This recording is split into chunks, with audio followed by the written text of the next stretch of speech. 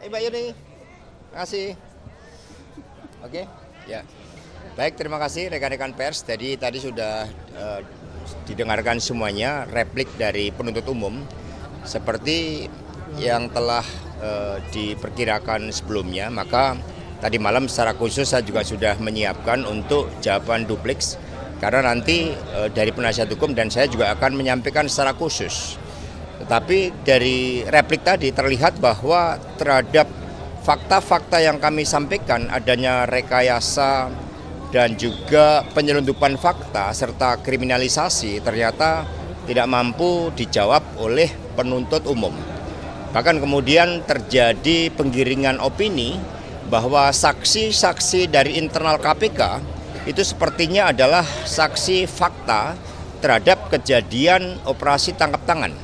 Padahal yang terjadi sebenarnya mereka dihadirkan dengan suatu berita acara pemeriksaan di mana di dalam BAP itu mengungkapkan suatu fakta-fakta yang diselundupkan, suatu fakta-fakta palsu yang berasal dari BAPK dan itulah yang menjadi dasar dari pembuatan surat dakwaan dan surat tuntutan dan seluruh argumentasi yang kami sampaikan di dalam pledoi tidak mampu dijawab oleh jaksa penuntut umum. Karena itulah kami meyakini bahwa melalui pengadilan ini hakim akan mengambil keputusan-keputusan berdasarkan fakta-fakta hukum, di mana sudah ada 3 persidangan, nomor 18, nomor 28 tahun 2020 dan persidangan kali ini. Dan kami akan mempersiapkan dupliknya dengan sebaik-baiknya, sekaligus sebagai suatu pendidikan politik tentang bagaimana keputusan harus diambil berdasarkan fakta-fakta hukum yang ada di persidangan, bukan berdasarkan asumsi dari penuntut umum. Terima kasih. Merdeka. Rekan-rekan, kami melihat bahwa apa yang disampaikan oleh jaksa penuntut umum melalui replik tidak mampu menjawab atas pembelaan kami pledoi. Yang sangat krusial terkait dengan perintangan penyidikan adalah CDR, Call Data Record, yang dimana disampaikan tanggal 8 Januari 2020 mereka mengetahui titik posisi dari Call Data Record CDR. Yang di dalam pledoi kami sampaikan bahwa Call Data Record tersebut tidak diforensik. Kalau kawan-kawan tadi melihat bahwa KPK tidak bisa menjawab apakah Call Data Record tersebut diforensik atau tidak. Artinya apa? Perintangan penyidikan tersebut gugur secara hukum. Karena bukti dasarnya adalah call data record. Itu yang pertama. Yang kedua, bicara soal hak konstitusional sebagai partai mengajukan judicial review ke Mahkamah Agung, tadi jaksa penuntut umum tidak menjelaskan secara utuh. Kenapa kami mengajukan judicial review? Karena terjadi kekosongan hukum. Karena apa? Ada yang meninggal, Pak Nasaruddin Kemas pada saat itu. Karena terjadi kekosongan hukum, maka partai mengajukan judicial review. Itu adalah hak konstitusional. Kita mengajukan judicial review atas PKPU karena terjadi kekosongan hukum. Saya pikir itu secara hukum tidak ada masalah. Terus yang ketiga, kami sampaikan bahwa penyidik yang menjadi saksi itu sangat tidak dibenarkan. Karena apa? Penyidik memeriksa BAP, kemudian setelah dia memeriksa BAP, di dalam persidangan dia menceritakan isi BAP tersebut. Di mana logika hukum tersebut? Ya kan? Harusnya penyidik itu netral. Terus yang keempat, teman-teman, bicara soal keterangan-keterangan saksi yang sudah ada di persidangan. Ini kan saksi ini tidak boleh berbeda dengan fakta persidangan di 2020. Kalau dia berbeda dari keterangan saksi 2020 tentang sumber dana suap dari Harun Masiku, terus kemudian tidak ada dana talangan, kemudian dia berbeda di persidangan 2025, maka kesaksian itu dia akan mengakibatkan akibat hukum terhadap kesaksiannya. Oleh sebab itu, apa yang sudah disampaikan oleh persidangan ini tidak jauh dengan persidangan di 2020 atau sama persis 2020 bahwa sumber dana dari sumber dana suap itu adalah dari Harun Masiku. Jadi ketika jaksa penuntut umum coba membenarkan dengan ahli bahasa yang dihadirkan, menurut kami tidak pas. Karena apa? Ahli bahasa juga sampaikan harus dilihat dari objek yang menyampaikan bahwa yang bersangkutan menyampaikan bahwa sumber uang suap itu dari Harun Masiku, ya itu udah nggak bisa diapa-apain. Saksi yang menyampaikan, masa ahli bahasa melebihi dari saksi yang mengalami langsung. Nah teman-teman, ini yang perlu kita sampaikan bahwa jaksa penuntut umum tidak berhasil menjawab pledoi kami. Oleh sebab itu sekali lagi kami meminta kepada Majelis Hakim yang mulia, dan kita meminta kepada seluruh masyarakat demi keadilan, demi tegaknya supremasi hukum, kita berdoa agar Majelis Hakim sehat dan diberkahi sehingga dapat memberikan putusan yang seadil-adilnya. Terima kasih. Bang terkait dengan pernyataan dari jaksa tadi yang soal pernyataan Bapak. Bapak itu saksi kunci yang bernama Nur Hasan menyampaikan Bapak itu bukan Hasto Kristianto. Bapak itu adalah 2 orang berbadan tegap yang datang menyamperi Nur Hasan kemudian suruh telepon kepada Harun Masiku. Itu sudah jadi fakta persidangan. Kenapa masih dicocok-cocologikan kemudian disambung-sambungkan? Menurut saya kita harus lihat fakta yang sebenar-benarnya bahwa pembuktian itu ada di saksi. Dan bukti petunjuk yang lain yang masih saya pikir mereka cocok-cocokin nggak akan bisa diterima sebagai sebagai nalar hukum kita. Mungkin rekan-rekan mau sampaikan, Bang. Saya sedikit aja ya. Ada satu hal saya kira yang perlu kita lihat betul secara baik. Tadi mereka kan selalu mengulang call data record. Ya. Catatan ini kalau saudara-saudara ingat, ketika kami tanya kepada ahli Bob Hardian, ya, mengenai perjalanan Harun Masiku dari daerah Jakarta Barat sampai ke Tanah Abang hanya perlu waktu 1 detik. Menurut dia itu tidak mungkin. Ya. Ini adalah fakta bahwa call data record itu tidak bisa diandalkan. Itu satu.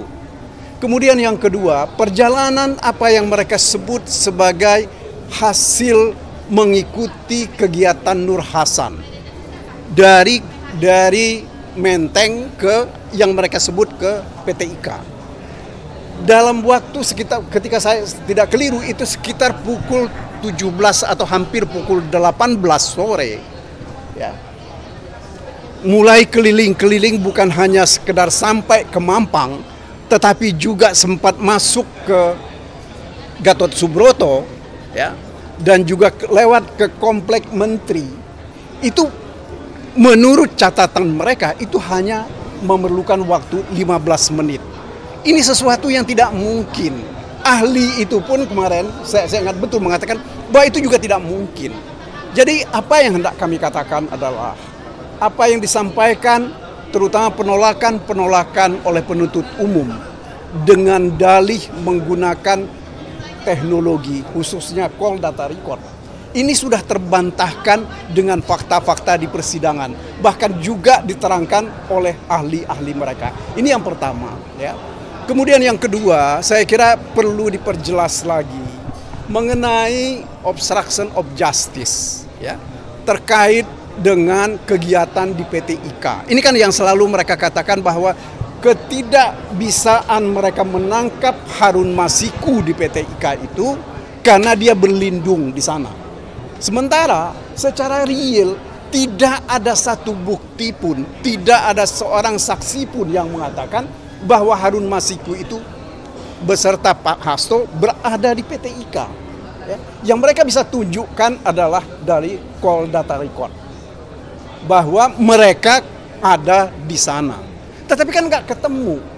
Seperti saksi berkali-kali mengatakan, seperti ahli bahasa itu mengatakan, yang bisa menjadi bukti, bisa menjadi konteks keterangan orang adalah apa yang disampaikan oleh saksi. Nah, pertanyaan kita tentu, apakah kita bisa percaya dengan keterangan Rosa? Ya. Rosa kan berkali-kali di hadapan persidangan ini mengatakan dia termasuk adalah orang yang menjadi korban dari perkara ini. Ya. Kalau memang betul dia menjadi korban karena katanya dia pernah dikembalikan ke polisi, artinya apa yang dia lakukan ini adalah mencoba membalas dendam, ya, dia gunakan kesempatan ini, kita nggak tahu atas permintaan siapa, untuk balas dendam kepada orang lain, bukan kepada atasannya. Saudara-saudara ingat bahwa ketika kami tanya apakah pernah mereka periksa atasan-atasan yang dia sebut sebagai orang-orang yang melakukan perintangan penyidikan, ternyata tidak ada. Ya. Ini saya kira yang perlu mendapat perhatian betul dari kita. Kemudian soal bantahan-bantahan yang lain mengenai terutama terkait dengan uang, ya. Saya kira Roni tadi sudah jelas betul mengatakan bahwa tidak ada urusan uang itu dengan Pak Hasto. Itu hanya, saya ingat betul, keterangan dari Doni itu dia sampaikan ke Saipul untuk mempercepat Saipul mengurusi persoalan ini. Dengan menyebut-nyebut atau membawa nama Pak Hasto, Saipul akan lebih sigap melaksanakan tugasnya. Saya kira itu yang bisa saya sampaikan. Saya kira tolong betul teman-teman melihat ini secara jernih. Begitu juga kepada masyarakat. Mari kita lihat persoalan ini secara jernih. Seperti berulang kali kami katakan bahwa perkara ini bukan perkara kriminal. Ini adalah kriminalisasi untuk kepentingan politik. Ya. Saya kira banyak hal, ya, urusan Medan dan yang lain-lain itu kan bisa menjadi bukti, ya, bahwa ada hal-hal yang hendak dilindungi dari perkara ini. Saya kira kami pun di dalam pembelaan kami yang sudah kami sampaikan sejak eksepsi, ya, kami menyebut bahwa ini adalah balas dendam politik. Karena ini tidak bisa dilepaskan dari pemecatan Jokowi sebagai anggota PDIP. Ya. Jadi menurut hemat kami, kalau saudara-saudara, sekali lagi saya ingin terangkan bahwa keberadaan perkara, munculnya perkara ini sebagai sesuatu yang jadi real bisa menjadi perkara, itu kan mulai dari tanggal 16 Desember. Ya, ketika kemudian mereka menyusun laporan kejadian perkara. Itu laporan kejadian perkara itu kan tidak pernah dibuat selama masa pimpinan yang lama. Karena pimpinan yang lama itu tidak percaya, ya, dengan perkara ini. Ya. Laporan kejadian perkara yang dibuat itu adalah memang sengaja disiapkan untuk pimpinan KPK yang baru agar supaya ini bisa jadi perkara. Nah, ini yang harus kita lihat secara baik. Saya kira begitu dari saya, cukup. Terima kasih. Tambahan sedikit ya. Jadi tadi sudah diuraikan ada begitu banyak catatan terhadap tanggapan penuntut umum. Tadi sudah diuraikan. Tapi kami juga ingin sampaikan begini. Kami menghargai kewenangan dari penuntut umum KPK yang sudah memberikan jawaban terhadap nota pembelaan yang kami bacakan minggu lalu. Jadi kewenangan itu tetap kami hargai, dan ketika kami tadi menyimak dan mendengar kemudian berdiskusi kecil setelah pembacaan replik tadi, kami agak lega. Di satu sisi kami agak lega juga bahwa ternyata 16 poin jawaban dari penuntut umum justru tidak menjawab, tidak berhasil menjawab dan tidak berhasil menggoyahkan argumentasi yang sudah kami uraikan secara sistematis, secara lengkap dalam nota pembelaan setebal 3.550 halaman, nota pembelaan PH dan juga bukti-bukti dan lampirannya. Jadi sudah kami uraikan secara sistematis, dan 16 poin yang disampaikan oleh penuntut umum tadi menurut hemat kami itu tidak menjawab dan bahkan jangankan meruntuhkan pledoi, menggoyahkan saja menurut kami itu tidak berhasil. Kenapa? Nah, beberapa poin akan kami uraikan sebagai berikut. Pertama, ada kekeliruan mendasar pada salah satu poin yang disebutkan oleh penuntut umum, di mana penuntut umum berupaya menggeser beban pembuktian dari yang seharusnya merupakan kewajiban penuntut umum. Jadi menurut KUHAP, itu beban pembuktian itu ada di penuntut umum. Ahli dari JPU pun mengatakan beban pembuktian ada di penuntut umum. Tadi ada salah satu bagian karena ketidakmampuan penuntut umum untuk membuktikan, beban itu digeser ke terdakwa dan penasihat hukum. Kalau disimak secara hati-hati, tadi ketika penuntut umum mempersoalkan terkait dengan bukti atau peristiwa atau fakta Pak Hasto Kristianto pada tanggal 8 Januari 2020 berada di Menara Kompas dan bahkan pemberitaan real time-nya, pemberitaan online-nya pada pukul 19.41, buktinya sebenarnya sudah kami ajukan. Penuntut umum tidak mampu untuk membuktikan sebaliknya bahwa Pak Hasto tidak berada di Menara Kompas pada saat itu.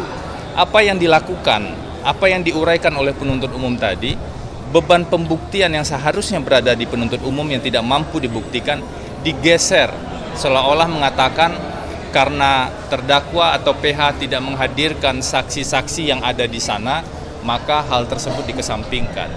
Ini logika jungkir balik menurut kami terkait dengan satu prinsip dasar tentang beban pembuktian.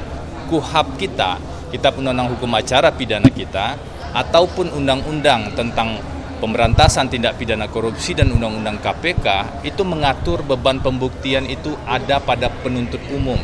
Kecuali pasal yang lain ya, pasal 12B besar misalnya, memang ada pergeseran beban pembuktian sebagian. Tapi untuk pasal yang digunakan di sini, beban pembuktian sepenuhnya adalah ada pada penuntut umum. Itu yang menurut kami digeser atau dijungkir balikan logikanya seolah-olah itu beban pembuktian yang berada pada terdakwa dan penasihat hukum. Itu yang pertama. Yang kedua, yang cukup mengejutkan bagi kami argumentasinya adalah ketika penuntut umum mengatakan bahwa pengajuan judicial review adalah perbuatan permulaan dari suap. Menurut kami ini cukup fatal. Kenapa? Karena pengajuan judicial review itu diatur di undang-undang, undang-undang kekuasaan kehakiman, undang-undang Mahkamah Agung, dan bahkan diatur di konstitusi. Dan Mahkamah Agung sudah menerima sampai memutus pengajuan judicial review tersebut. Saya tidak tahu apakah ini adalah bentuk lain terhadap proses konstitusional yang dijalankan atau pandangan yang berseberangan dengan proses konstitusional, saya tidak tahu. Tapi kami akan pelajari itu. Kami memberikan catatan khusus untuk poin ini. Kami menegaskan bahwa judicial review itu hak semua orang. Orang yang punya kerugian konstitusional, badan hukum yang punya kerugian konstitusional, itu berhak mengajukan judicial review dan Mahkamah Agung punya kewenangan. Kemana lagi orang mengadu kalau bukan ke institusi peradilan? Poin kedua terkait dengan judicial review ini, penuntut umum menurut kami memelintir keterangan ahli yang diajukan di persidangan. Keterangan ahli memang mengatakan kurang elok kalau partai politik mengajukan judicial review karena parpol bisa membentuk undang-undang melalui anggota di DPR. Perlu diingat, judicial review dalam perkara ini bukan menguji undang-undang, tapi menguji peraturan KPU dengan undang-undang karena ada kekosongan hukum. Dan itu sah secara konstitusional. Jadi kami menilai ini sebagai bentuk kesekian kali ketidakmampuan penuntut umum untuk membuktikan peristiwa suapnya dilakukan oleh terdakwa, kemudian diarahkan seolah-olah judicial review itu adalah perbuatan permulaan dari suap itu sendiri. Ini logika yang sangat keliru menurut kami dan akan kami jelaskan nanti di duplik. Yang perlu kami tegaskan adalah kita perlu pisahkan secara jernih, secara clear. Mana perbuatan-perbuatan yang sah, mana perbuatan-perbuatan yang tidak sah. Mengajukan judicial review, meminta fatwa Mahkamah Agung, menyurati KPU untuk melaksanakan putusan Mahkamah Agung adalah perbuatan yang sah secara hukum dan dijamin oleh konstitusi. Kalau ada pihak lain yang menyalahgunakan situasi ini, menyalahgunakan proses ini untuk mendapat keuntungan pribadi dan melakukan suap, itu perbuatan tidak sah. Harus dilihat betul siapa saja yang terlibat dalam perbuatan yang sah, siapa saja yang terlibat dalam perbuatan tidak sah. Ada satu bukti yang paling krusial dari saksi yang dihadirkan oleh penuntut umum, yaitu Saiful Bahri. Jadi ini saksi yang dihadirkan penuntut umum ya, bukan kami yang menghadirkan. Saksi Saiful Bahri dan Doni Tri Istiqomah itu mengatakan skenario suap, skenario untuk menyuap komisioner KPU itu mereka yang susun berdua. Tidak pernah ada arahan dari Pak Hasto, tidak pernah ada perintah dari Pak Hasto, tidak pernah lapor juga terkait dengan progres suap itu ke Pak Hasto. Ini kan jelas sebagai garis batas yang konkret antara perbuatan yang sah secara konstitusional dengan perbuatan yang terlarang. Nah, perbuatan terlarang ini sudah diproses secara hukum dan bahkan mereka yang melakukannya sudah dihukum dalam 2 putusan yang berkekuatan hukum tetap. Jadi ketidakmampuan penuntut umum untuk membuktikan ini menurut kami itu coba kembali ditutupi dengan mencampur adukan dan bahkan mengatakan seolah-olah perbuatan judicial review adalah perbuatan awalan dari tindak pidana. Ini sebuah kekeliruan yang sangat mendasar dan tanpa didukung oleh bukti apapun. Poin berikutnya yang juga kami temukan terkait dengan ketidakkonsistenan penuntut umum tadi yang diargumentasikan adalah ketika PH mengargumentasikan mengatakan bahwa seharusnya 2 putusan yang berkekuatan hukum tetap itu diikuti oleh perkara-perkara berikutnya. Penuntut umum kemudian membantah itu. Apa bantahan penuntut umum? Menggunakan ahli-ahli dan itu menurut kami juga tidak konsisten mengutipnya. Misalnya, ahli mengatakan bahwa kalau memang ada bukti baru maka itu bisa jadi perkara baru. Hati-hati, perkara baru itu berbeda dengan pengembangan perkara. Kalau betul penuntut umum konsisten bahwa ada perkara baru, maka seharusnya dilakukan tahapan yang benar sejak awal. Mulai dari proses penyelidikan baru, penyidikan baru, atau proses lebih lanjut setelah itu. Apakah di perkara ini dilakukan penyelidikan baru? Tidak ada penyelidikan baru. Dasar penyelidikan yang digunakan adalah penyelidikan sejak 20 Desember tahun 2019. Artinya tidak konsisten antara argumentasi perkara baru dengan penyelidikan tersebut. Nah, terakhir yang kami catat sejauh ini adalah penuntut umum tadi menguraikan 16 poin. Tapi sebenarnya 16 poin itu berkutat pada peristiwa-peristiwa komunikasi antara WA Saiful Bahri dengan Doni Tri Istiqomah, kemudian dengan Tio, dan juga ada sebagian dengan Harun Masiku. Yang sebenarnya peristiwa-peristiwa itu kalau di fakta persidangan itu terputus dengan langkah konstitusional yang dilakukan oleh PDI Perjuangan melalui Pak Hasto Kristianto. Tapi lebih dari itu kami hargai ya jawaban dari penuntut umum dan kami akan jawab sesuai dengan mekanisme hukum acara pada agenda duplik di Jumat depan. Harapan kami jawaban itu membuat semakin terang rangkaian peristiwa, rangkaian aspek hukum dan bisa membantu majelis hakim untuk memutus secara adil. Silakan berikutnya. Baik, kalau sidang saya disuruh di awal mengawali, ya kan? Kalau sekarang menutup. Ibu Bapak, pada tanggal 14 Juli 2025 pagi ini kita sudah mendengarkan apa yang disebut dengan replik penuntut umum. Apa itu replik? Replik itu adalah tanggapan terhadap pembelaan. Ya. Perkara ini Ibu Bapak ibarat rumah, ya. Dakwaan tuntutan yang disusun oleh penuntut umum, ya, ibarat rumahnya bagus nih. Tetapi dari pasir. Ya. Setelah persidangan ibarat air laut, runtuh rumahnya. Ya, saya ulang, ibarat rumah ini bagus, tetapi dari pasir, ya, mudah hapus, mudah runtuh. Kenapa? Yang pertama, Di dalam pledoi kami jelaskan bahwa secara formal sebenarnya perkara ini tidak boleh menjadi dakwaan. Percakapan yang dibuat, percakapan yang diajukan oleh penuntut umum, ya, itu tidak boleh dilakukan. Kenapa? Karena sprindiknya baru ada tanggal 1 Januari 2020. Yang kedua, Pak, kenapa dia rumah pasir? Yang kedua, dasar dari penetapan tersangka terhadap Pak Hasto jelas tegas dalam persidangan itu hanya pendapat dari penyidik. Siapa penyidiknya? Rosa Purbobekti dan Ari Budi Raharjo. Itu di pledoi kami itu.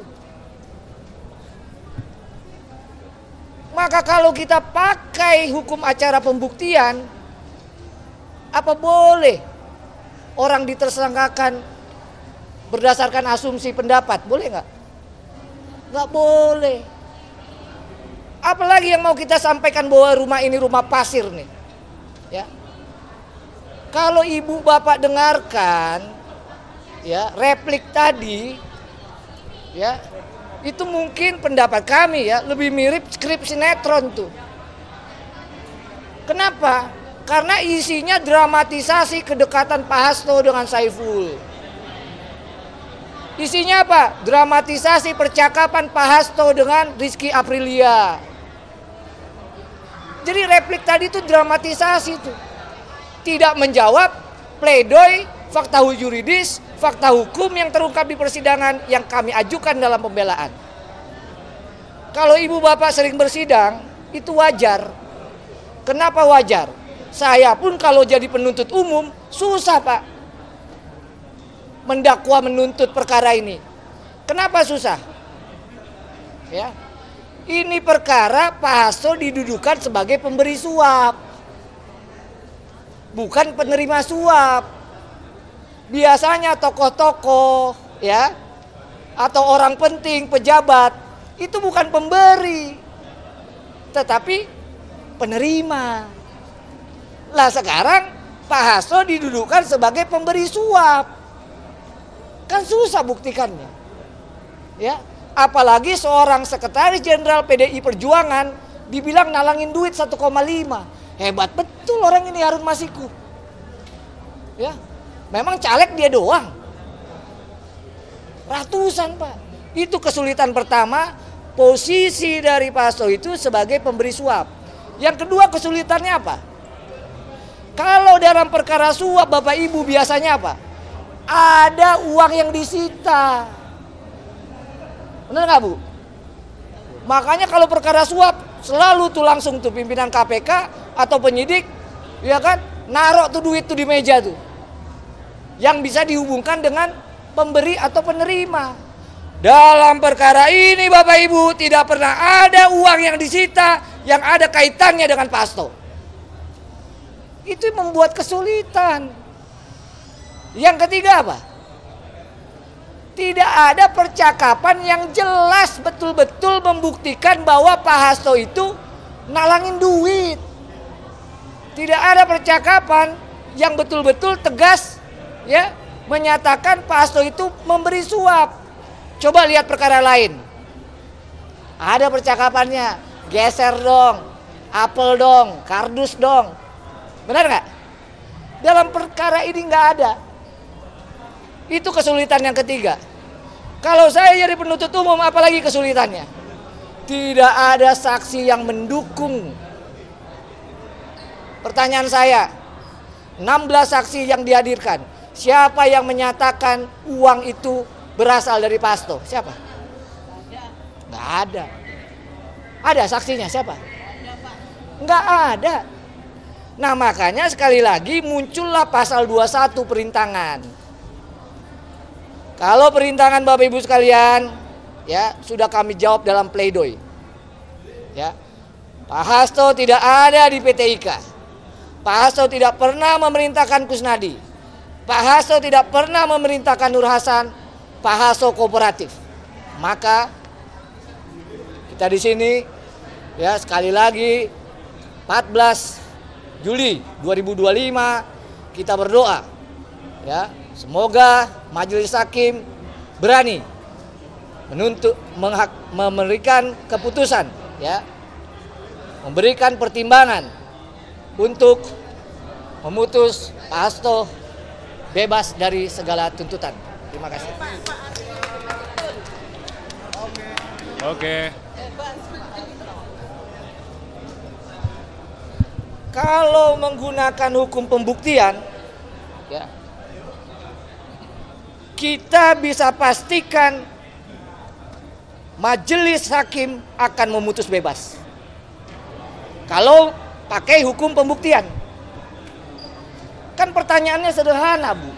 Saksi siapa yang menyatakan Pak Hasto itu menalangi uang? Siapa? Saksi siapa yang menyatakan bahwa uang yang diterima oleh Kusnadi itu berasal dari Pak Hasto? Nggak ada. Saksi siapa yang menerangkan bahwa dia ikut tuh, terlibat tuh, ngopi-ngopi, meok, makan enak, omong kosong, Saiful Bahri, Doni Tri Istiqomah, ya, melangsungkan membicarakan mau nyuap bersama Pak Hasto? Nggak ada. Maka sekali lagi nih, karena pertanyaannya sangat bagus, perkara ini dasarnya pasir, lemah. Kenapa? Orang ditersangkakan karena pendapat dan asumsi penyidik. Itu kalau mau tahu.